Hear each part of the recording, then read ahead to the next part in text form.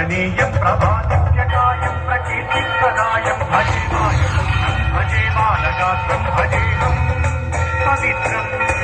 అది రామాయణ మహాయుద్ధం భీకరంగా సాగుతోన్న తరుణం.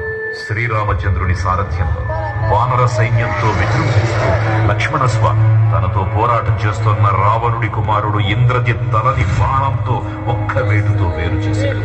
ఇంద్రజిత్ మరణమాట విన్న రావణుడు ఆవేశంతో ఊగిపోయాడు. ప్రతీకారం కోసం పాతాళ లోకాధిపతి తన సోదరుడు అయినటువంటి మహిరావణుడి సహకారం కోరాడు.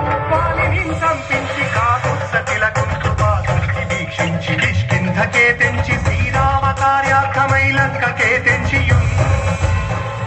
ఆ జీవి మకరధ్వజుడు అనే తన పుత్రుడు మహాసముద్రాన్ని దాటుతుండగా నీటిలో పడ్డ స్వేదబిందువు ఒక మొసలి గ్రహించడం వల్ల జన్మించాడని తెలుసుకుని ఆశ్చర్యపోతారు హనుమంతుడు.